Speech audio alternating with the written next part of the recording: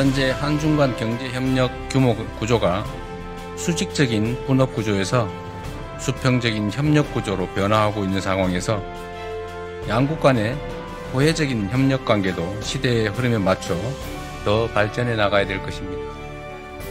愿同韩方加强沟通，深化合作，拓展共同利益，携手应对挑战，推动中韩战略合作伙伴关系行稳致远，为地区和平与发展提供更多正能量。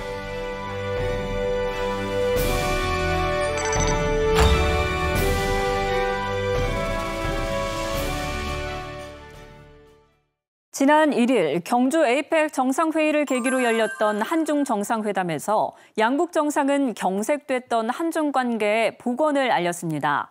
특히 경제 민생 분야의 협력을 강화하기로 했는데요. 자세한 내용 강준영 한국외대 국제대학원 교수 모시고 이야기 나눠보겠습니다. 교수님 안녕하십니까? 네, 안녕하세요.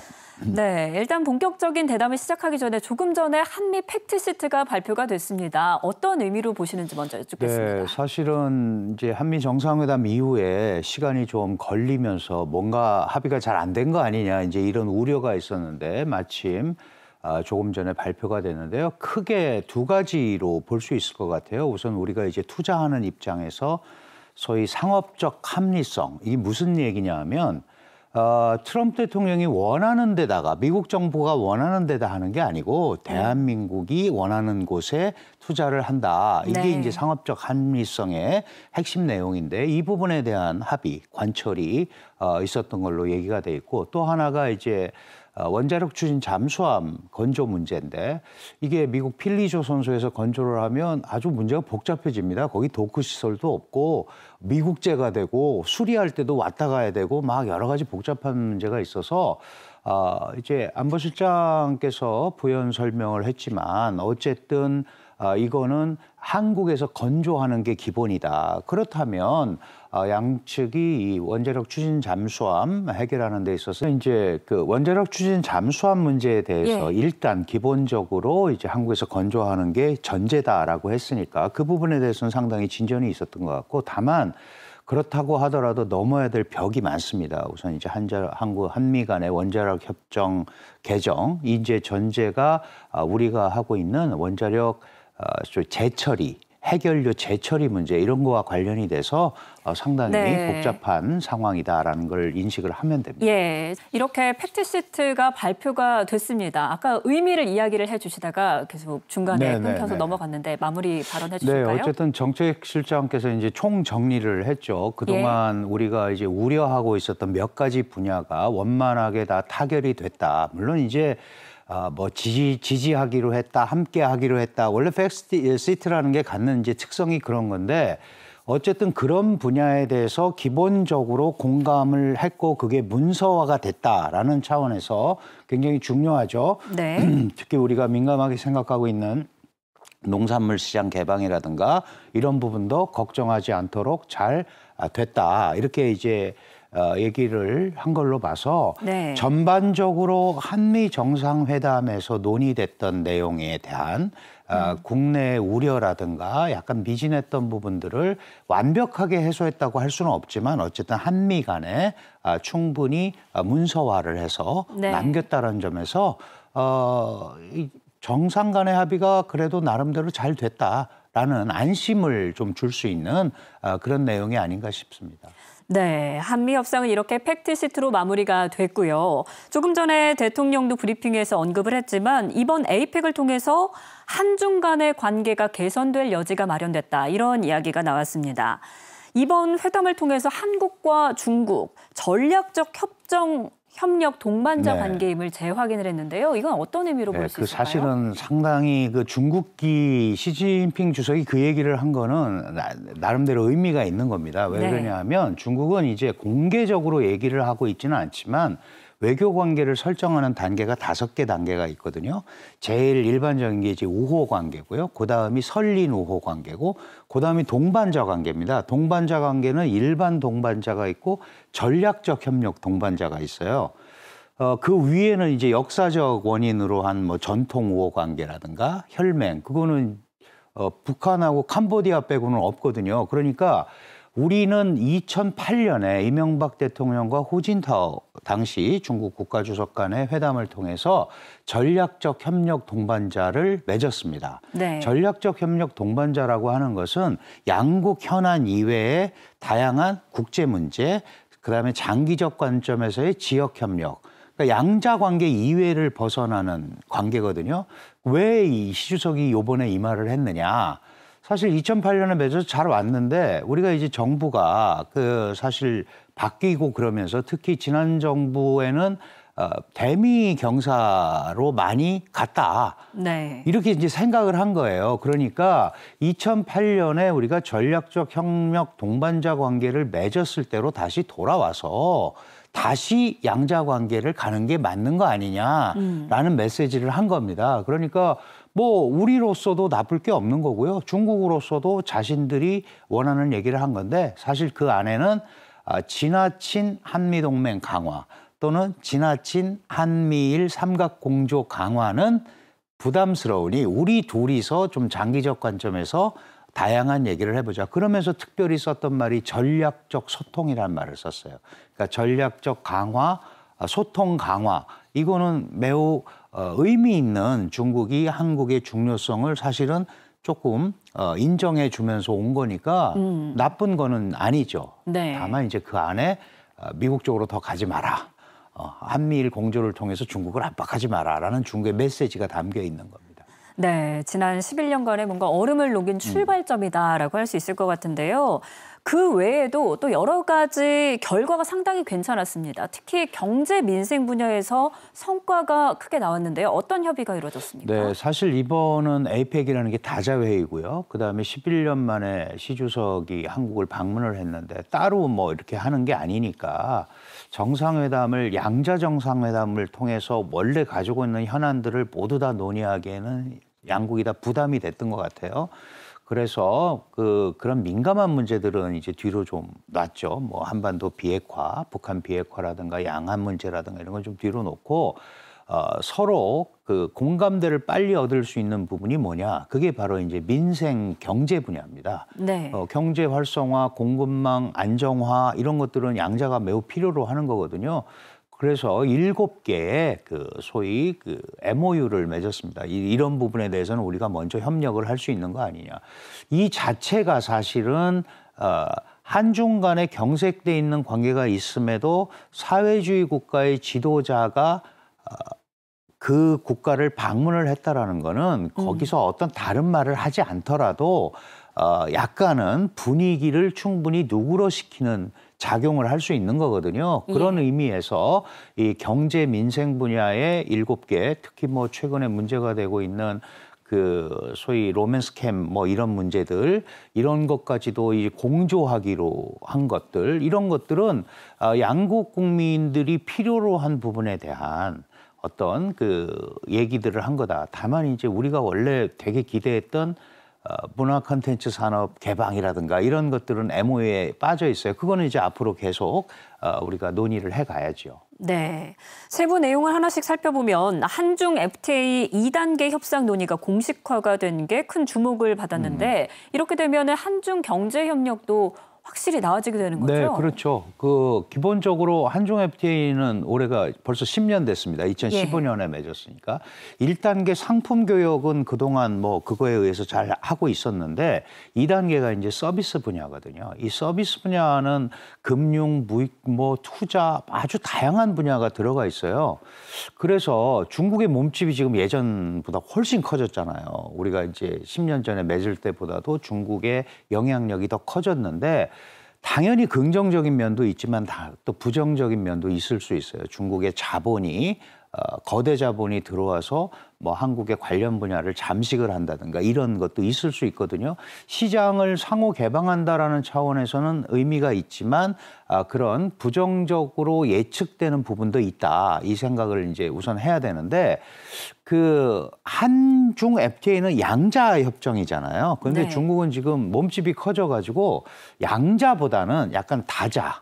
이번에 경주 에이펙에 와서도 시 주석이 기조연설을 하면서 사실은 자세히 들여다보면 동아시아 공동체 구성, 중국이 주도가 되는 뭐 이제 이런 얘기도 안에 들어있거든요. 그리고 지금 실제로 RCEP이라는 것도 하고 있거든요.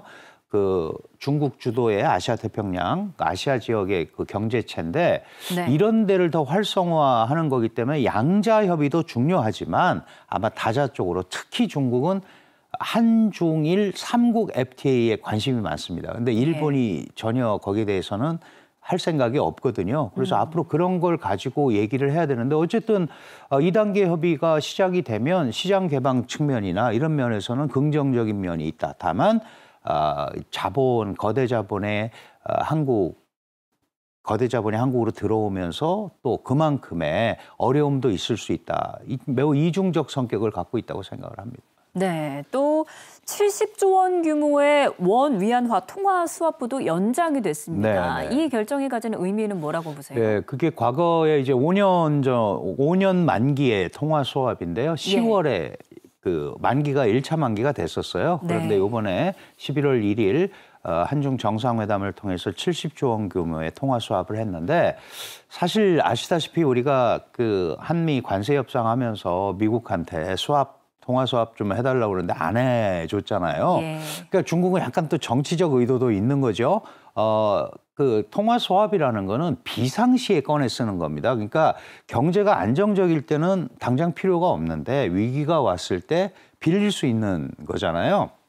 뭐 70조 원이면은 적지 않은 돈이고 일부 외환 시장 방어가 충분히 가능하기 때문에 한국 경제가 어려움에 처하더라도 버팀목이 위안화 버팀목이 있다라는 거를 이제 보여주는 거죠. 네. 그런 의미에서 상당히 그 고무적으로 볼 수 있는데 사실 이렇게 되면 또 부담도 있어요. 위안화로 결제도 해야 되고 예. 우리는 이제 달러 인덱스 소위 그 달러로 외환 보유고를 채우고 있는 상황인데 이제 그런 것들은 앞으로 그 서로 교섭을 해 나가야 되지만 이게 상호 경제 관계의 신뢰라고 그럴까요?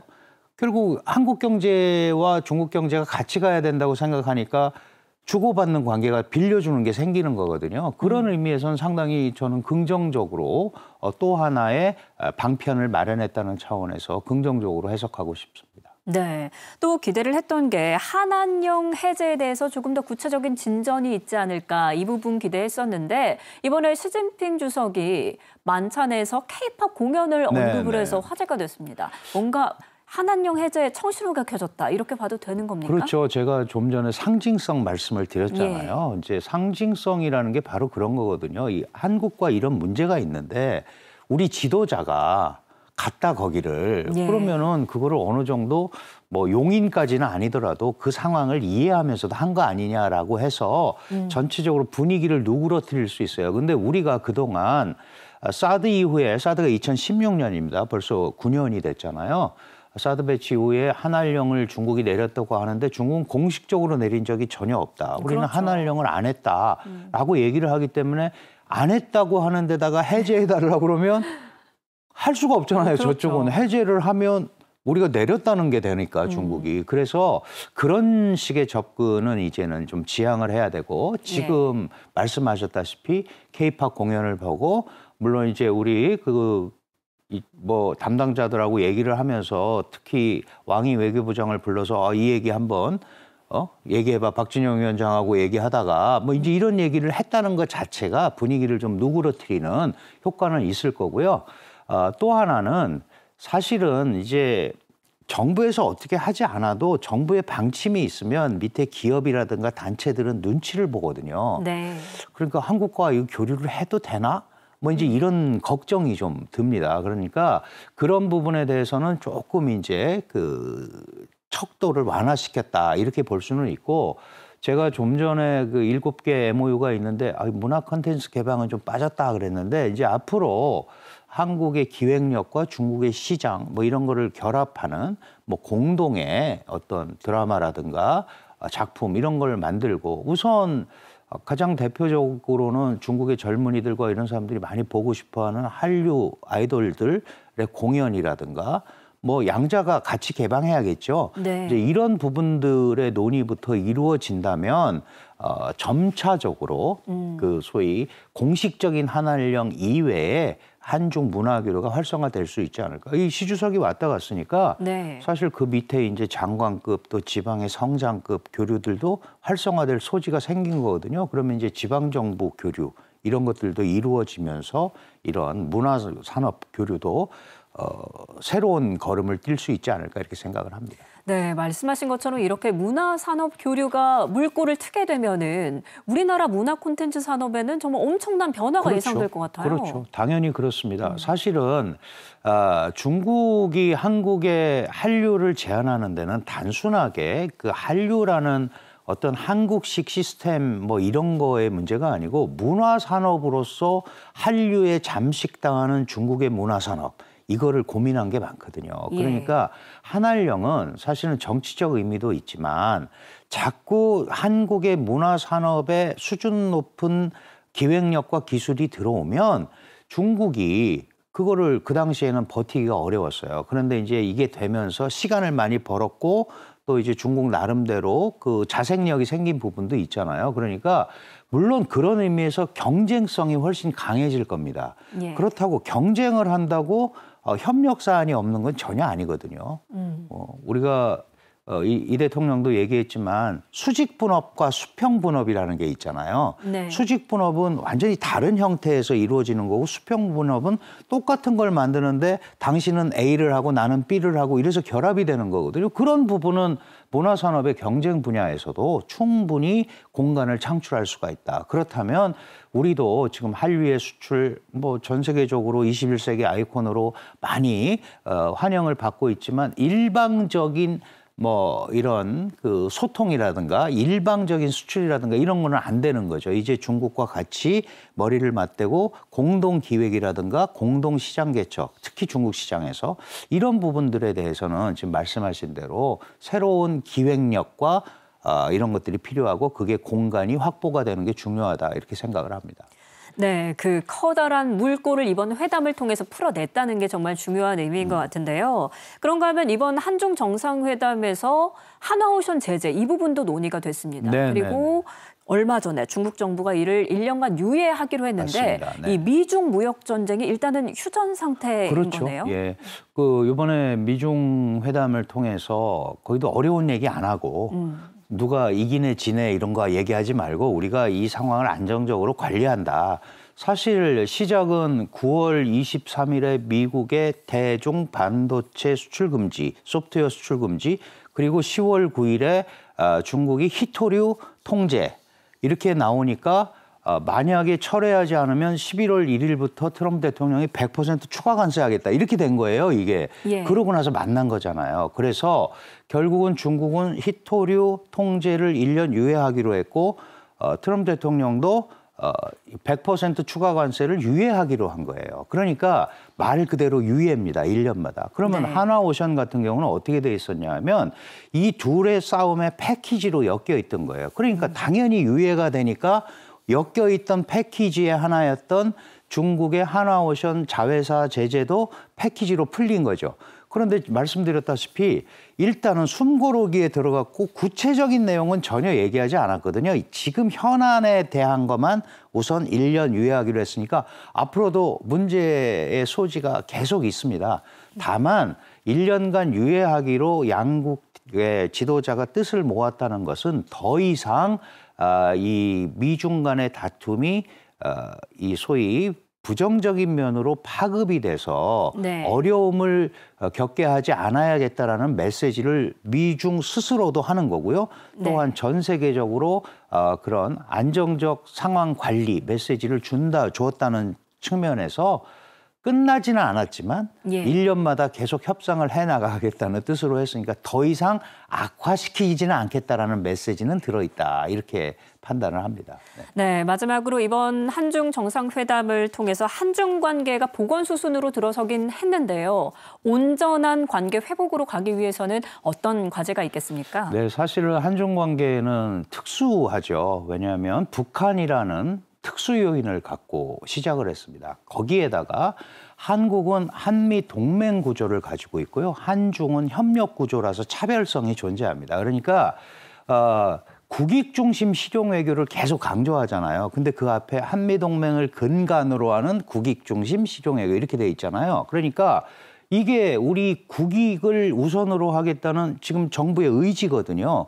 그렇다면 어느 한쪽으로 갈 수가 없는 거죠. 우리가 균형을 잡을 수는 없지만 선택을 하기도 어려운 상황이다. 그렇다면 양측에 우리의 입장을 설득하는 거죠. 미국도 설득하고 중국도 설득을 해서 우리가 한쪽으로 과도하게 쏠리지 않는 모습을 보여주는 것이 그런 게 이제 우리가 균형을 잡을 수는 없지만 균형자적인 측면에 서서 설득을 하면서 국익을 최대한 확보하는 것. 이게 이제 앞으로 과제가 될 것 같습니다.